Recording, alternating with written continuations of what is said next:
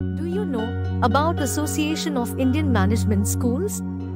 It's a 34-year-old networking body of B schools in India, having a membership of about 600 top management institutions. AIMS focuses on professionalization of management education, protects interests of B schools, represents management institutions at national and international forums, financially supports members in academic events, funds research projects on management, disseminates management-related knowledge through its annual Management Education Convention, conferences, seminars, roundtables and workshops, organizes free weekly webinars on knowledge sharing and inspiring young leaders sessions for management faculty and students, supports B schools in admissions through Atma, AIMS test for management admissions. Visit https://atmaims.com for more details. Publishes a biannual AIMS Journal of Management. Visit https://aimsjournal.com for more details. Circulates a quarterly e-newsletter on AIMS activities. Conducts workshops on case writing. Encourages AIMS members to be part of decision-making processes as members of chapter management committees and the executive board. Encourages students' participation in free weekly quiz competitions by providing support to interested institutions. Facilitates networking and interaction among B schools. Why would you like to remain a non-member of AIMS? Pay a very low one-time membership fee and enjoy many lifetime benefits. Visit https://aims.org.in for more details.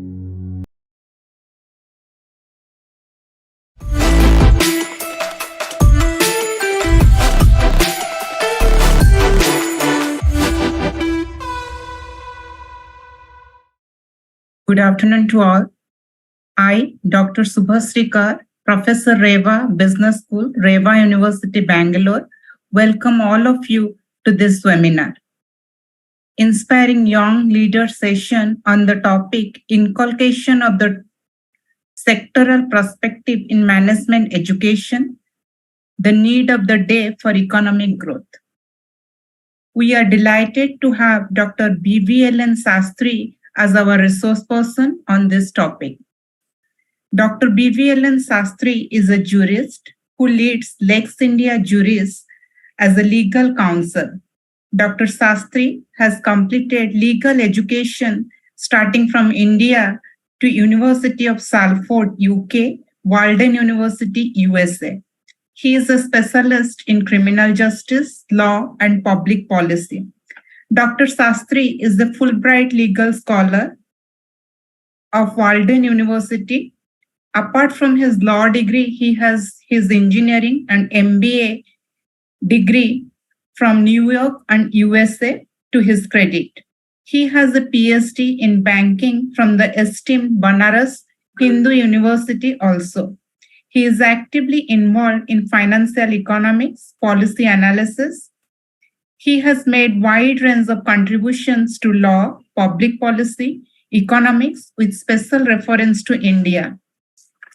Sastry is well known for his commitment to social justice, both in India and internationally. He was acclaimed as the first software business analyst of India in the year 1997. He has vast experience of banking, investment banking, equity research, private equity, software, corporate finance, and criminal law. He has published more than 1,000 articles in various publications across the world. He is a columnist in financial magazines and expert analyst in various international and national business channels, and a person who gets frequently quoted in the pink financial press in the India and abroad. We welcome you, sir. Over to you for the session. Thank you, Dr. Subhasree, for such a great introduction. I hope I will live up to the expectations of you all today. Before starting the session, just two instructions for the participant. The first thing, The participant cannot unmute themselves. Any question they want to ask, they can put all the question in the chat box. And at the question answer session, the questions will be addressed. And the second instruction is in the question and answer session, the feedback link and the attendance will be circulated, and the link will be only for 15 minutes. So within that 15 minutes, all the participants need to submit their feedback and the attendance. Over to you, sir. Yeah. See, the topic given and taken by me is basically the inculcation of sectoral perspective in management education, which is the need of the day for economic growth. So once we get in depth into the discussion, we will know what's the importance of sectoral perspective in management, which is otherwise a generic subject as such, and lack of sectoral knowledge, how and why it makes an economy a dull economy and an economy stagnant without any kind of growth, and how India is affected due to this is what the crux and what the management educationists and the management specialists need to do to bridge the gap and make the management education as robust as possible is what the total coverage of today's discussion going to be. Of course, some of the slides I haven't covered due to the paucity of time, but some I will deliver orally and some I will deliver through the help of slides. So to begin with, if we see the management education space today, that is to say, the graduate management education master's degree holders in India are almost to the tune of 23.4 lakh people. Because if we bifurcate the Indian strength that we say now as the youngsters, that is the youth population, the population between 20 and 34, if you consider them as 150 lakh people, out of 150 lakh people, we have 15.6% of that, equivalent to 23.4 lakh as management master degree holders or graduates or GME guys, you can call them as general management education as such. And again, nationwide, if we compare the whole world, then what we can find is after China, India is the second largest country with the number of management graduates. We have about 23.4 lakh graduates, and China has about 27.76 lakh graduates. And US, the most developed country, has only 14 lakh graduates to say. And UK, which ruled, which is a colonial country, which used to be a colonial country and which ruled the whole world, has only a 3 lakh management graduates. So here what we need to keep in mind is, irrespective of the number of management graduates from the Indian side, that is to say 23 lakh graduates, I mean to say those who are all holding master's degrees and also graduation level degrees, because in abroad, when you say graduation, it is post-graduation in India, okay? So basically in India, though we have 23 lakh management graduates, but economy-wise, if you see, our economy is not as robust as it is required to be, given the kind of the management specialists, given the kind of the engineering capabilities that India possesses, and whatever the skill sets that India has, and also the resources that India has. That is creating a big unrest at this point of time, and culminating in terms of low per capita income. That's where every policy holder in India is failing in achieving a holistic view to grow the country in terms of per capita income by leaving aside, I mean to say, the gaps, and by bridging the gaps, and also by taking a holistic perspective of the managerial skill set gap, and then filling that up, and then making the country to grow, is what actually is missing on the Indian side. So that we need to focus a lot. And then again, if you see the age profile of Indian MBA students, okay, here I have given both of females and males, percentage of women and men, GME degree holders as per age groups. If you look at it, average age group of Indian females completing MBA is about 24.5 and males is around 25. And again, 25 to 29 age group, there are about 38.6 females and 38.8% males. And again, between 30 to 34, we have 36.9 and 36.2 as the age profile of the women and men pursuing these MBA students. So it is very clear that those who are all freshers, they are to the tune of 24-25%. And from then, when a person is progressing in his career, maybe they are taking break and again going for MBA, or some people are diversifying their careers and going for MBA. So that's the reason the age profile is anywhere between 20 to 34, and people are studying MBA in India. So that shows that MBA is a general degree, and as a general degree, it's pursued by all in pursuit of, again, good careers. And the age profile, say, at the maximum is peaking out at about 36 years. And management education, if you see, as of today, there is evident discursive hegemony of management education among the country's youth that explain the mushrooming of management institutes and business schools of varying quality in every nook and corner of urban India. When I did my MBA, every university, I mean to say, there were no much private universities. A state, I did my MBA, first MBA from Andhra Pradesh, that is Sri Krishnadevara University in Anantapur. That used to come under Rayalaseema region. Andhra Pradesh used to have three regions: Telangana, Rayalaseema, and Coastal Andhra. Andhra used to have 2 universities. Rayalaseema region used to have 2 universities. Telangana region used to have 2 universities. The total state used to have only 6 number of universities, and each university used to offer 30 seats for MBA. And within those 30 seats, again, 50% used to go for reservation and only 50% for the open competition.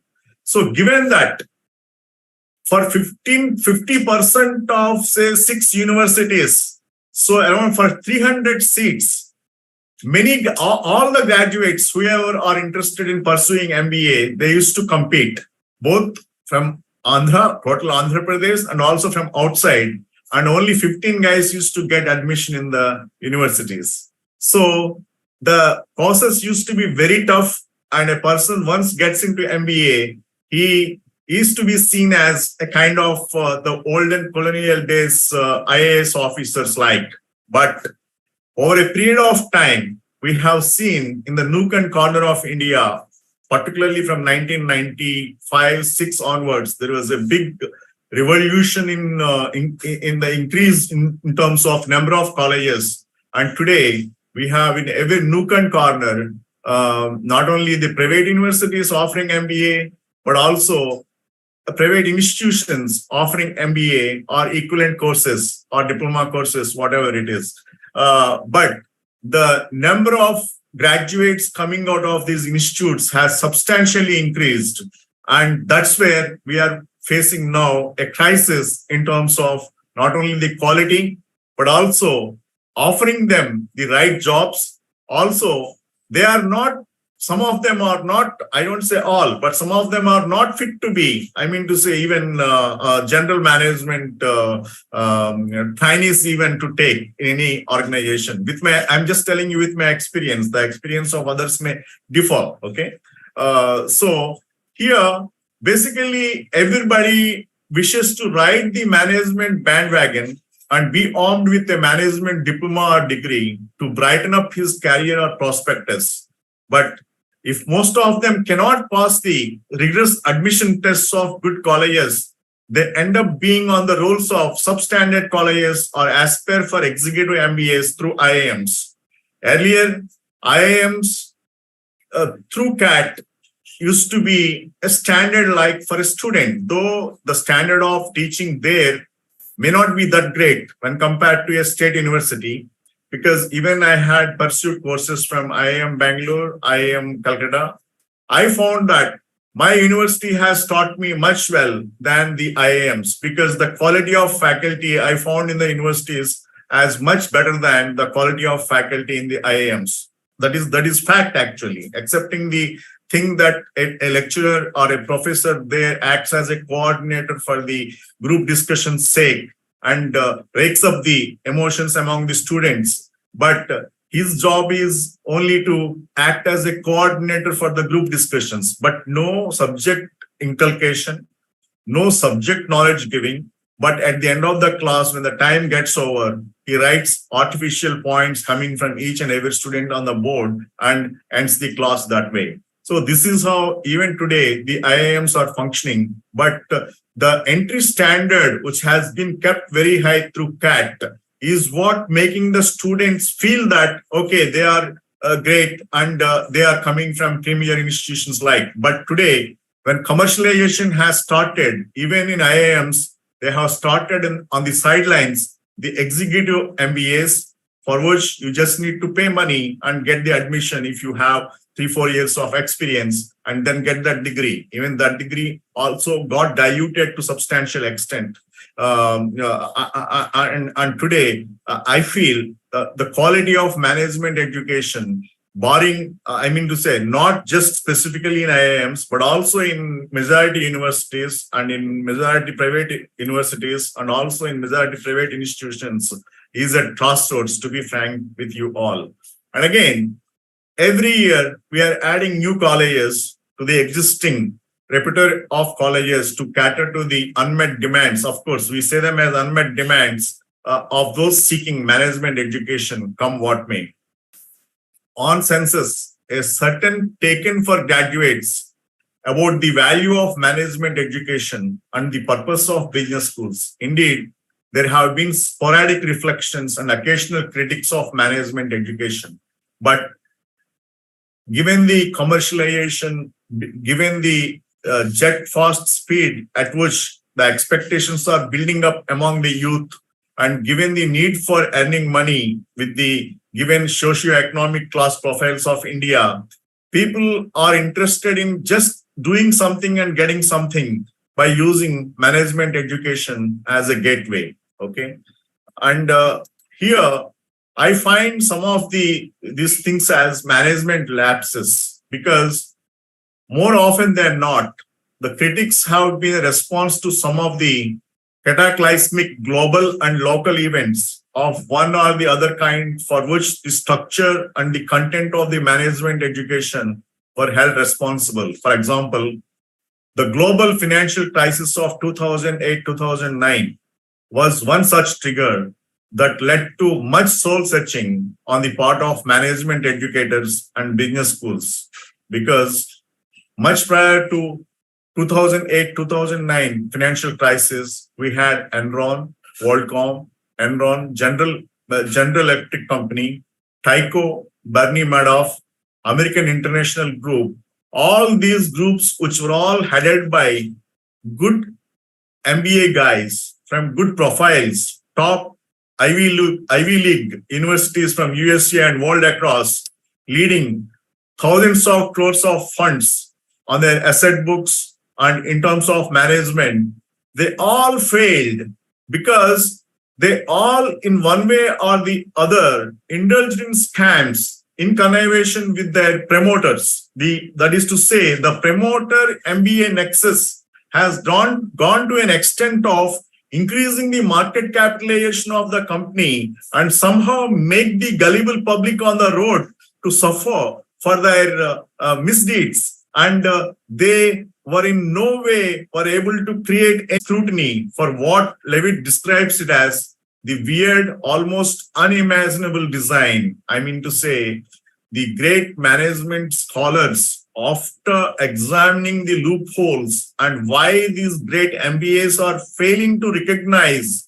and why they are not able to whistleblow when there is a crisis in any organization like Enron, WorldCom, or General Electric, Tyco, Bernie Madoff kind of companies where billions of dollars got spoiled and wasted out of their sheer whims and fancies.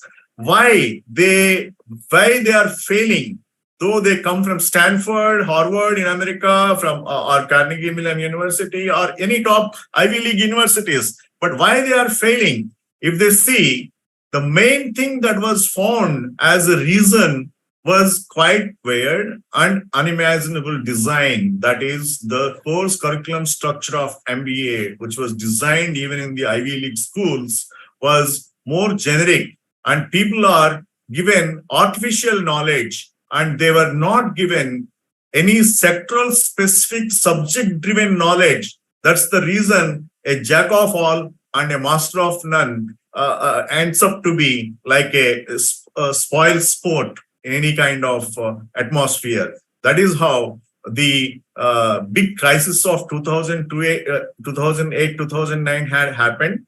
And all that losses were filled out by the US government at the cost of the taxpayers' money.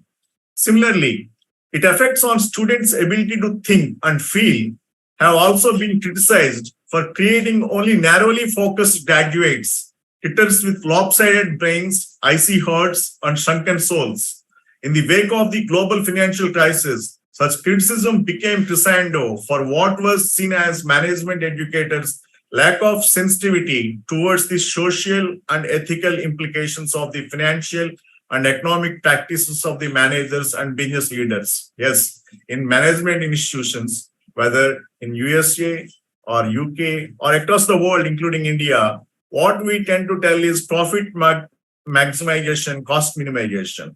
When we are inculcating this feeling among the students, what we need to keep in mind is we are making ruthless managers who doesn't look at the sectoral needs, who doesn't look at the socio-economic perspective of any industry, or who do not think of profit comes at the welfare of the larger public than at the cost cutting. And in that competition of cost cutting and profit maximization to serve their masters or their bosses, these management graduates are becoming so ruthless and so narrow in their focus. That is where they, instead of having the general perspective, but if they are also inculcated with the subject perspective, maybe their outlook may change and they may become more productive. That we will discuss subsequently in our ensuing discussion.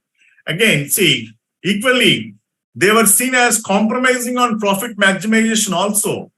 And because when you, in listed companies, when you list a company on New York Stock Exchange or NASDAQ or Bombay Stock Exchange or National Stock Exchange, if you keep the MBAs as CEOs or the head of the finance departments or investor departments, every quarter on quarter, they are answerable to the public in terms of growth in the company. Growth in the company cannot come as expected by the public because growth cannot come on daily basis. It comes over a period of time. That one needs to be upfront with the investors. But instead, when you show big hopes to the investors and say that I'm going to grow at 25% every quarter, which is impossible, then the so-called MBAs tend to indulge in manipulations, and those manipulations are leading to scams. Even India has gone through similar scams because of such kind of MBAs. For example, the management lapses. India has numerous instances of management lapses that led to the collapse of businesses. Rotomac bank fraud. Okay, Rotomac promoter in connivance with again management graduates by keeping them as the front ends of his business. This guy who didn't even have formal education, by keeping MBAs as the front end, taken huge loans, thousands of crores of loans, and ran away from India.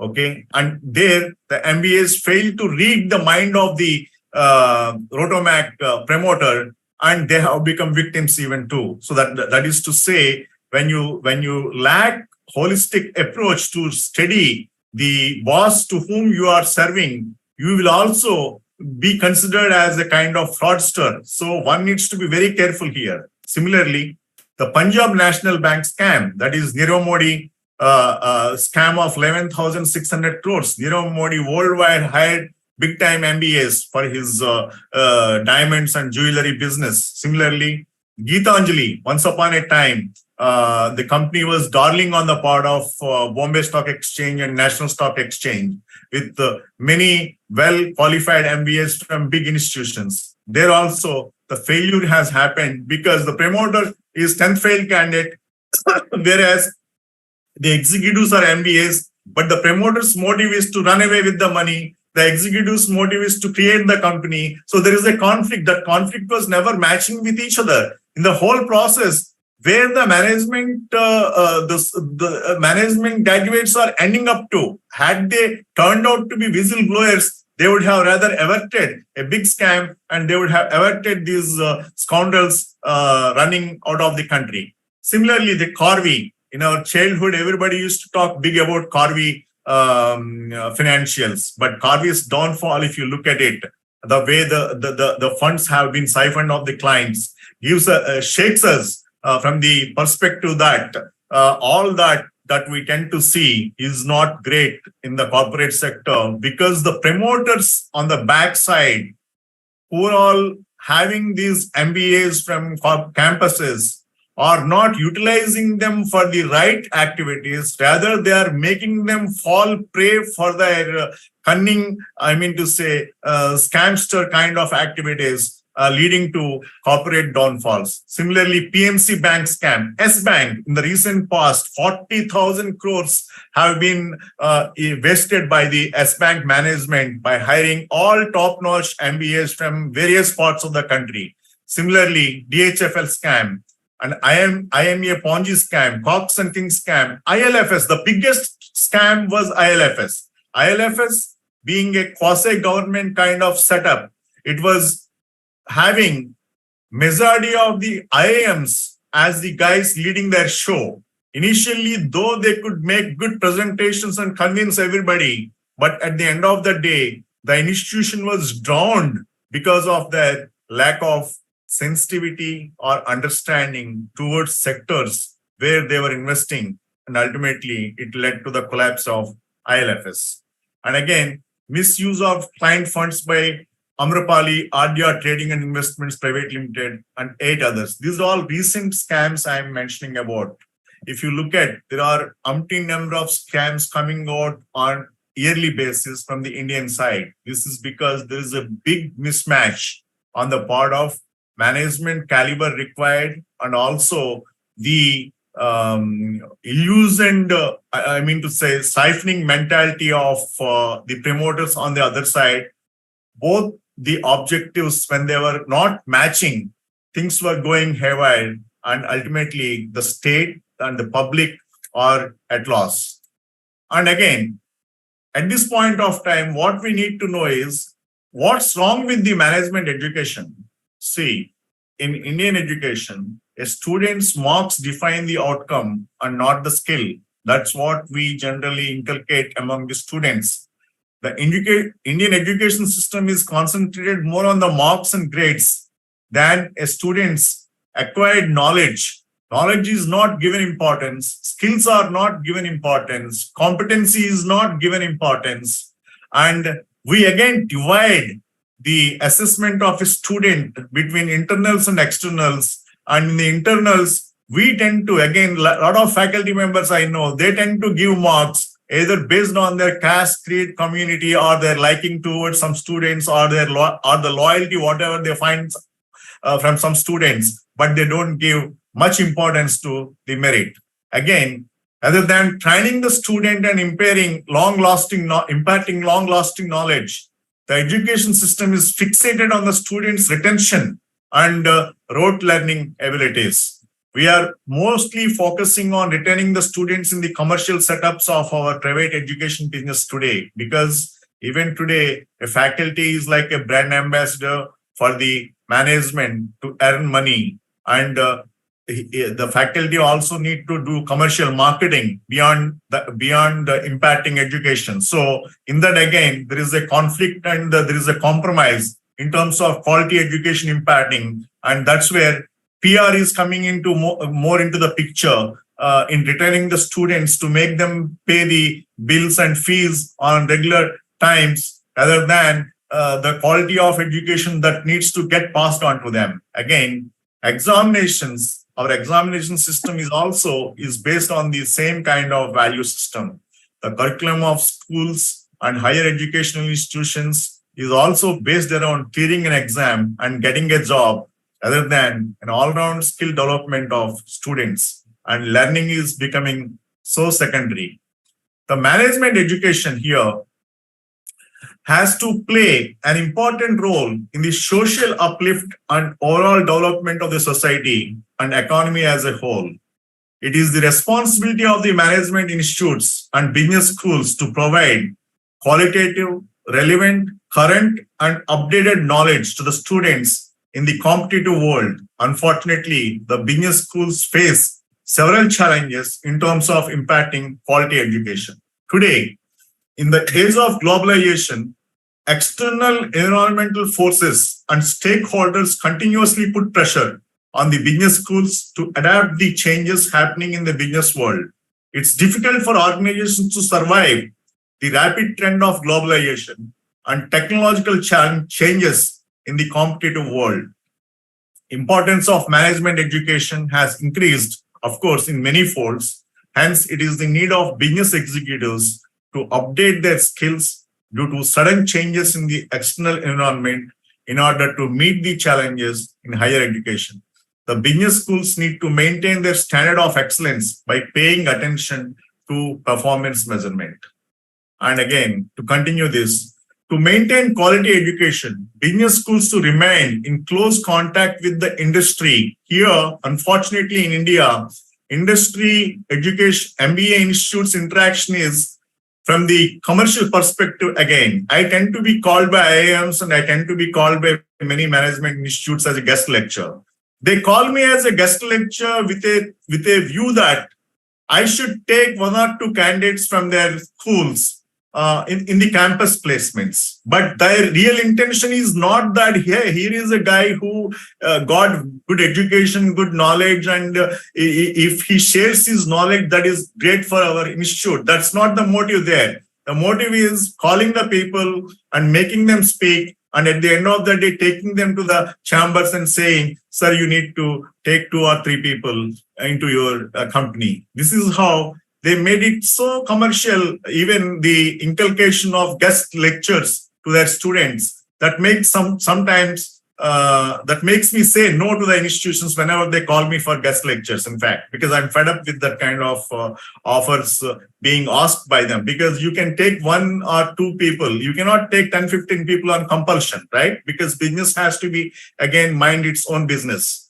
So it is also essential that educational institutions need to strive to achieve a balance between the education cost and the quality. Today, costs are very high, but quality, that's a question mark. And again, according to the economic survey, India is the youngest nation. Everybody speaks, including the Prime Minister, every politician from nook and corner, creating the largest workforce with the potential to meet the industry's growing requirements.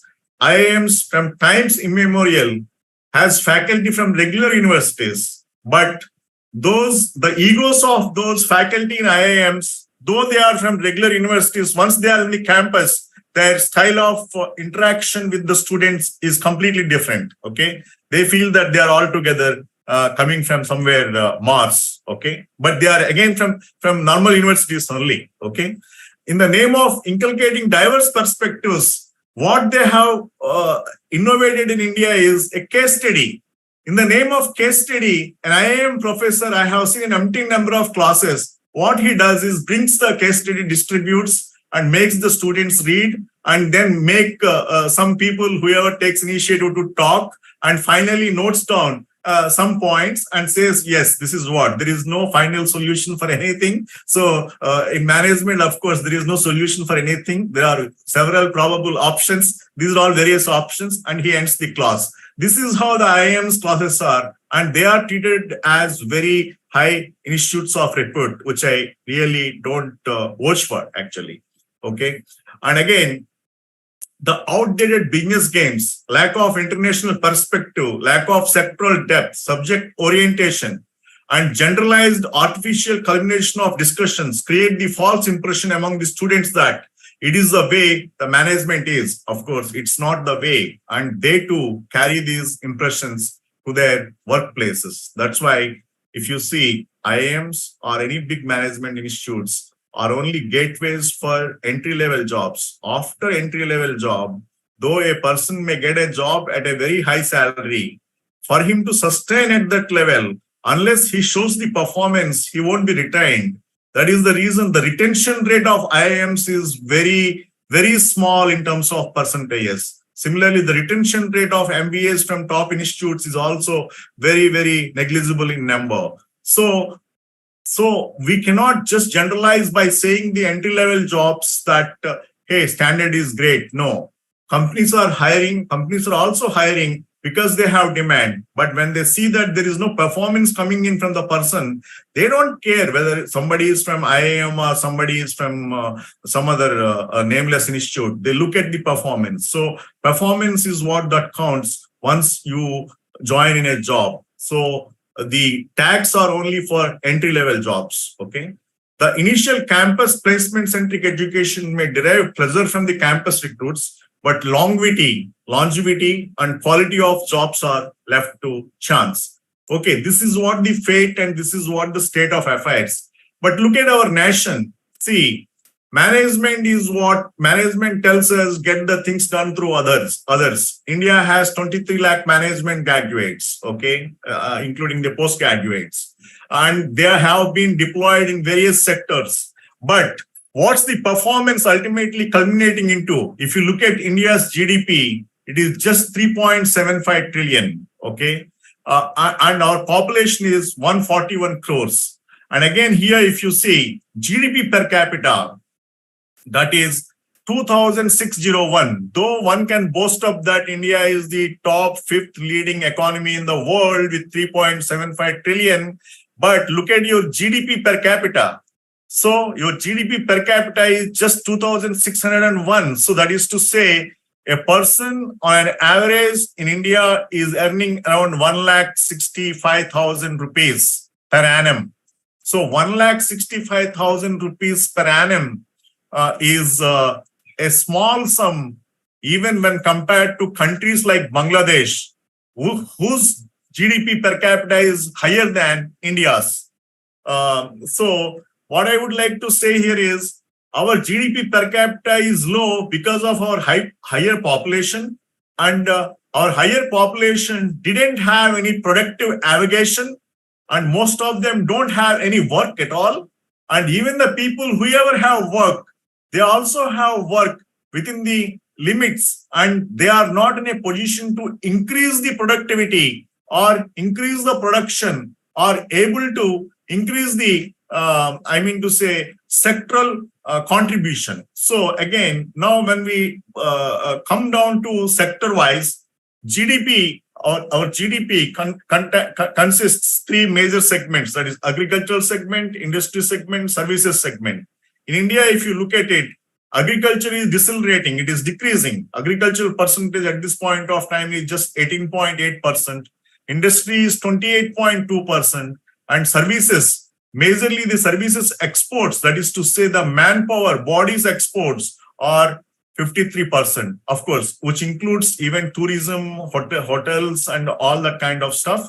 But we are a services dependent economy. In economics, when you say 53% of your economy is services oriented, what it means is you are a poor country. You are not a country where you can boast of a nation of developed or developing nation even. Okay, 53% is a parameter, services parameter indicates that you are a poor country, you are producing manpower and sending the manpower for jobs, and you are not able to provide those, you are not able to provide to that manpower the required jobs or the jobs as required according to their profiles. So one may be doing one or the other jobs, but those jobs are not as per their requirement or as per their profile, leading to huge, fallacies and huge depression levels among educated youngsters in India. And again, reasons for low GDP per capita income, again, if you look at it, low contribution of the manufacturing industry to GDP, lack of capital, technological upgradation, owner-driven management with assistance of few ad hoc decisions, lack of sectoral managerial foresight and inability to tap world markets, and integration of management and lack of integration of management knowledge with the sectoral focus that is required. And again, lower agricultural productivity, majority illiterate farmers, traditional cultivation methods, no dependence on management education, lack of management education orientation towards agriculture, too much dependence on the services sector, the tech boom, travel, tourism, hotel, and other leisure industry booms, but with a lack of essential strength required in the core economy. Now let's look at it. India as a whole, as a case study, if you take the latest numbers of the Q1 of 2023-24, overall industry net sales wise has grown only at 6.10%. Remember, the first quarter, the inflation has grown at 12%, whereas our industry has grown at 6.10% only. That is to say, our industry has underperformed even when our inflation is very high. That tells that the inefficiencies in our overall industry are very high. But again, as I told you earlier, here, maximum focus is on profit. Though net sales have grown only at 6.10%, but the PAT levels have grown. PAT means profit after tax levels have grown at 36.7%. That is to say, you increase the prices, but you don't increase the quality, you reduce the costs, you earn high profits. That's the mindset of capitalist economy in India.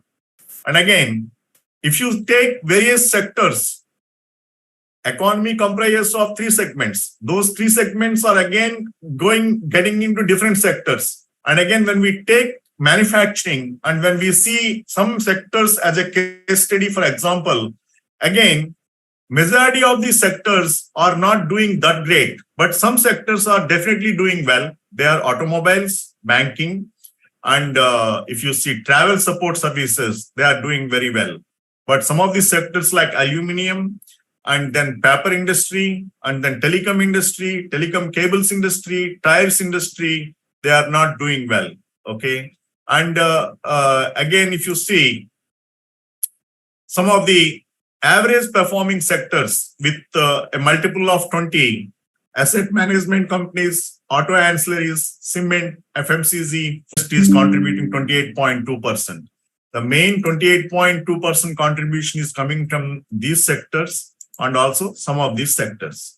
Now, sectors which were not performing at all in terms of either sales levels or at profit levels, they are bleeding, irrespective of the management, experts that they have. That is to say, chemicals, diversified, energy, fertilizers, logistics, mining, petrochemicals, power, textiles, packaging, pharma, steel. These companies are not performing well, though they have great management professionals working for them. Of course, it's not purely the fault of the management professionals, but some of them may not be performing because of the industrial life cycle, industry demand and supply cycle, and demand getting lowered because of lack of international demand due to the recession, ongoing recession, and also the war that we are seeing on the part of Russia, Ukraine, which has led to the scarcity on the part of commodities exports from Ukraine side, and also the oil exports from the Russian side, increasing the inflation world over, that also in a way increasing the costs and making some of these industries unviable in terms of profits at this point of time. However, what I would like to say here is the underperformances, for example, in Indian agri sector, can be bridged by the management education. I'll skip this slide, but I'll use this slide. Yeah, the management education can also take up agri management as a major, I mean to say, faculty resource. In fact, IIMs earlier were started by Government of India as agri management institutes. Subsequently, they have become business institutes. But even agriculture being a vast sector with greater contribution for our economy, we can inculcate management education, and we can professionalize that entire sector by bringing in various curriculum into this system for technology adoption for in terms of agriculture, and then bringing in financial literacy among the what you call illiterate farmers, and then we can create market linkages, and we can create sustainable practices, and then we can create diversification of agriculture and crop planning, value addition and processing, risk management techniques, networking and collaboration for marketing, policy advocacy, inculcating entrepreneurial skills. This kind of education can also be brought in among the youngsters as a separate faculty in agricultural management.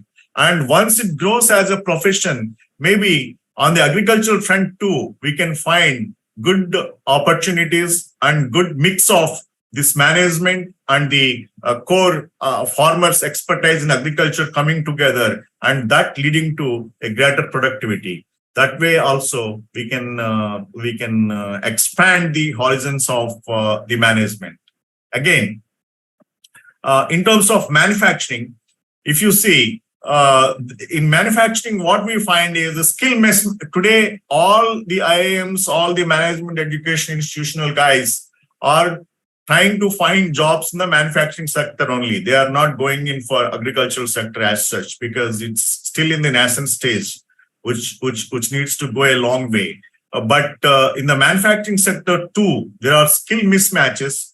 Those needs to be identified, and management curriculum needs to rapidly adopt these new techniques and new management education needs, and put them as a part of their curriculum and inculcate to the students, where first and foremost, the sectoral knowledge, and each sector, I mean, the sectors, whatever I have shown earlier and discussed, like for example, chemicals, diversified energy. If we give a general approach of inculcation to the students, maybe they become some kind of experts and help the companies in driving their operations management, quality management, technology adoption, supply chain management, lean manufacturing and Six Sigma, and again, human resources management. Of course, it's again a big subject, and financial management, market research and product development, government regulations and compliance, risk management, sustainability and environmental management, entrepreneurship and innovation, networking and collaboration. In all these aspects, the role of management can be furthered with the sectoral focus and sectoral knowledge given to the students who are all aspiring to be great MBAs. Further, what I would like to add here in a few minutes is that in India, unfortunately, in a democratic system, for a company, for a person to be an accountant, one needs to be a chartered accountant or a cost accountant or CPA, whatever, or an MBA, MCOM, whatever it is. So for a compliance manager, for every company with 5 crores capital, all compliances needs to be in place, or otherwise regulatory will be on our head. But friends, imagine like this. In India, our government means central government, and then various state governments in India run big budgets spanning into, say, what kind of monies. Last year budget was around 42 lakh crores in size. So 42 lakh crores size union budget, and on average, every state has a budget of around 2 lakh crores, 3 lakh crores per annum. So who is managing these funds? They are not MBAs, they are not CAs, they are not CPAs, they are not MBAs with any specialization, but they are most of them are 10th failed or general graduates or whatever it is. Because of the democratic system, they are getting elected. But for them, people like us tend to advise and work with them, and we fail to convince them even several times. Why? That is because systemically in our system, there is a fault. The whole fault is not of that management curriculum or not of that management teachers or not of that management students, but our system has its own faults.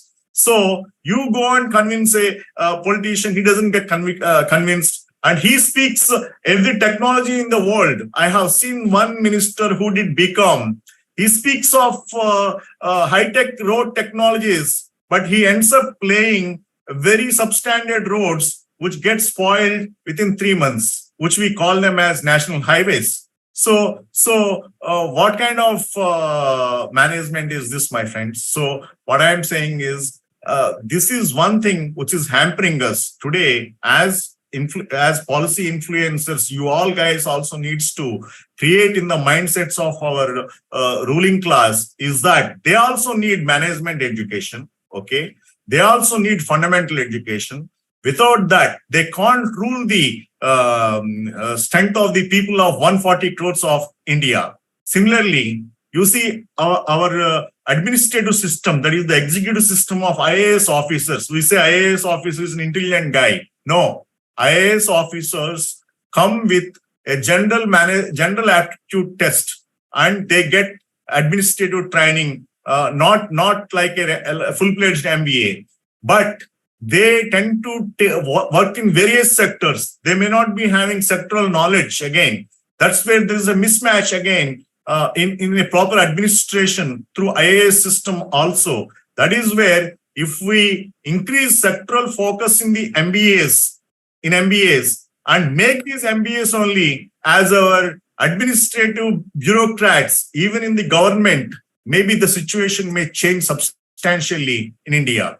Similarly, look at our judiciary, where 5 crore, complaints or claims are pending with various courts. If one has to think of the resolution for that, it may take 60 years for all of them to get cleared. Further, every day more cases gets added. Given that scenario, forget about justice in India. So again, in judicial system, what we have is the general guys, a BA guy with LLB, a BSc guy with LLB going there and dealing with crimes and dealing with big time financial aspects, which they may not be aware even. And just by reading the papers over there, they just tend to, with their limited understanding, pass irrelevant judgments. That is the reason in India, even the people are losing faith in judiciary. So given all these things, even in judiciary also, they require management education, and there should be a blend of management with the subject skill set of law, and that will put these guys at a great pedestal. And that way, we need to create, conceptual thinking among our policymakers to make management compulsory, first and foremost, and then add sectors to this management to make it more focused and to make it more specialized, talent pool. And from that talent pool, the country, if it starts using for its growth, the overall economic growth is absolutely possible, and the productivity will increase substantially. This is like a concept paper from my side. And above all, friends, we also need to inculcate in management institutions, through management institutions to management students, the ethics. Today in India, we talk of lot of ethics, but when it comes to one-to-one transactions, we don't tend to be ethical. we tend to be so unethical and look at our selfish ends ultimately. So that shouldn't be the case. So even ethics should be given a high importance and should form part of the curriculum of management institutes. With that thought process, I leave the floor open for Q&A. Hope my speech is useful to you all. And I didn't criticize anybody. I just told you the facts. And I just told you how we can strengthen the system further and make our country great by blending the management skills with the sectoral skills. And then how we can increase the productivity, not just in one industrial sector, but also in agricultural sector, but also in services sector, but also in political sector, but also in governance, but also in judiciary, everywhere. So thank you very much. I must say the beauty of legal professionals' skill is that they know what to say and what not. In this session, Dr. Sastry said very boldly and rightly about the current scenario of management education and its loopholes. Taking example for a number of companies, sectors with facts and figures, he narrated about the status of different sectors and how they are working in the present scenario. In fact, this is the need of the hour to extend the horizon on management, focusing on the agriculture to sustainability management, so that we can produce better graduates, management graduates.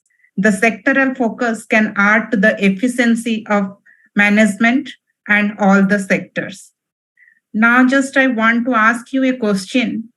The Government of India, through its Ministry of Skill Development and Entrepreneurship, has constituted sectoral council in retail sector, pharmacy, automobiles, etc., and being regulated by National Skill Development Corporation, whose aim is to bridge the gap between industry and the demand and the skill of the students. How you think that management education can be aligned with skills and make the student industry ready for a lasting employment? Yeah, it's a good question. In fact, the focus on skill development was there for the past 15 years. This was started way back in 2009 when Manmohan Singh was the Prime Minister, but that couldn't take off. Subsequently, it took off aggressively in 2014. But the problem here is we are delinking the total concept of skill management and starting these skill management centers separately under the supervision of some government officers. So the kind of skill set inculcation over there has become a farce. In fact, I was a visitor to 5 to 6 centers in the last 2 years. What I found was they are just offering a certificate, and for that certificate, they are charging a small fee from the candidates, whoever wants to have that skill certificate. And candidates are enrolling and going to those centers, and lunch is becoming the major attraction over there. And by evening, the course is over and they're getting certificates and running away. But I'm not really finding an apt faculty coming over there, or they haven't linked this skill set impartation with good educational institutions. For example, your REVA University is there in Bangalore. So somebody who you can start a skill center in your place, okay, with the help of faculty and with the help of some industry professionals by coming together. And in such kind of centers, if they route these candidates and inculcate this training, maybe they may become really good assets. But if you again run these skill centers for the sake of running and for the sake of spending the budget, or for the sake of creating employment to some people, or for giving just certifications, it's not going to help. So industry needs to be involved with the existing established institutions.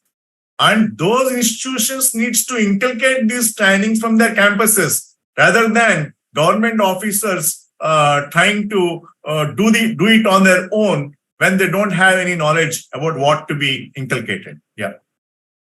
One more question is coming, sir, from Mustafa. Skills are not taught, but rather acquired. What is the best way to teach certain skills? Yeah. See, skills are not taught. Agreed. Skills can be taught. Skills can be taught. Theoretically, we can come to know. Okay. But the skill implementation, how we can come to know practically only. So for that, again, you need to have a linkage with an industry, okay, for the particular skill set, and take the candidates to that particular industry and take the permission of that particular industry owners to give training to these people for a week or so in a particular floor, and show them, educate them, and make those people working in the floor, right from the foreman level to the manager level, what kind of works they do, and how do they, what we call, participate in the production activity, what is the role that they play, and what is the kind of documentation that they need to do, how do they handle the machines. That kind of impartation can also be done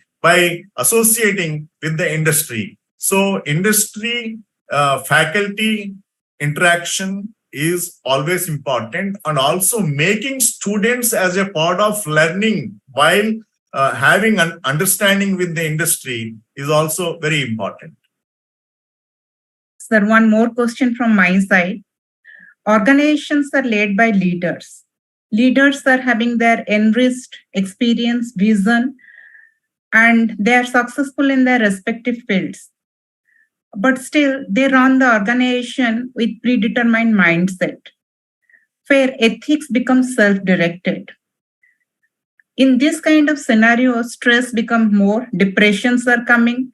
So how to manage stress and depression, maintaining ethics? Yeah.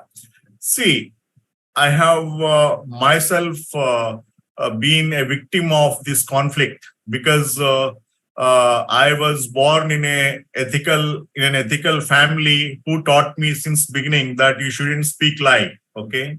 So with that kind of background, when I entered into the cutthroat management field, I was taken at a very good salary since beginning, and I was performing very well. But while performing very well, I used to spend half of my time in facing the competitors' threats always, and how nicely to again give them back or stay on the top by putting them again back in their places is what used to be the daily rhetoric for me. So in that context, a lot of man-hours used to get wasted, and a lot of tension I used to undergo. So similarly, I feel it is the case with everybody in the competitive world. So we need to live with that. But again, we also need to inculcate with ourselves a kind of self-discipline. Like at home, we can pray to God, we can have yoga or meditation kind of things to cool our brains and to again reorient them in the right perspective. But again, see, so long as you are a performer, irrespective of any number of odds that you find in your profession, you can face them easily, and no employer will lose you at any given cost because you're a performer. Okay, and the gossip mongers, the gossip guys will never excel. They may excel temporarily, but if you don't indulge in that, you don't need to indulge in that. For example, I tell you a personal experience of mine. When I joined in an international bank, on the first day, one guy took me to coffee, and he started gossiping and speaking bad about my boss. I said, this is my first day, and secondly, I don't like hearing bad about my boss or about my peer group. So please don't tell me this kind of things. Let us be friends, have tea, and let's go. This is what I said. From then, not only that guy, nobody dared to speak any kind of gossip with me. That actually prevented me from this unnecessary stuff. So though it gives me a feeling that sometimes I'm aloof, but that's fine. But my relationship with them is up to the professional level, okay, work to work level. Beyond that, I don't interact with them. So that way, if we draw limitations and don't get into the informal grapevine and politics of the organization, which in fact brings a kind of psychological depression to us, then I think we'll be happy. So we need to be learning this through experience, basically. Another question is there. The question is the stresses for paperwork in the educational institutions, more on certification and accreditation. So how the faculties can tackle it? Actually, faculty should be delinked from this, because faculty today, the management, the private, I'm sorry to say, I'm very bold in saying this, the ownership of the management is too much exploiting the faculty over there. They are not letting the faculty mind their educational impartation to students and giving quality education to their students and bring good guys from the institutions. Rather, they are involving with the same sum to gain financial productivity for their for the kind of salaries that they pay. They make them work on the documentation, they make them work on case studies, they make them work on Xerox works even, they make them work like clerks also, all the kinds of, including faculty. So what kind of esteem the faculty will be having? Are you a faculty, or are you a clerk, or are you a documentationist? Are you a, what you call, educator? What are you there? So this kind of delinking has to happen from the management side, because majority of the managements of these institutes are say the moneyed guys who look for again making money. They are least interested in the welfare of their faculty, or I mean to say, or their personal time, what they require for their families and for their children. So I feel that needs to be delinked. In case if it is not delinked, it's good that you should go and talk to the management stating that, sir, please delink it from my side, this function, because I want to focus on education. Okay, what at the maximum he will do? He will not throw you out if you are a good faculty, right? And if you are liked by students. So I think by increasing your strength on the part of teaching and by increasing your acceptability with the student, what you need to royally do is to go to your boss and say, please delink me from this work, which one, the documentation work. Let us have some assistants for this. You recruit some common pool assistants who constantly does this documentation. For them, if they want any kind of feedback or any kind of information, that we can provide. This is the way I think you need to work with the institutions. Yeah. On behalf of AIMS, I extend my heartfelt thanks to you for your thoughtful remarks on today's management education and how inculcation of sectoral perspectives can enhance the value of management education for the greater benefit of all the stakeholders. Really, the session was wonderful. My sincere gratitude to Dr. Nandagopal sir, President AIMS, Dr. Narayan Reddy, Regional Vice President AIMS, and all the board members, the AIMS secretariats for hosting this kind of webinars. Lastly, I thank each of the participants for their participation. Thank you very much. Thank you. Thank you all.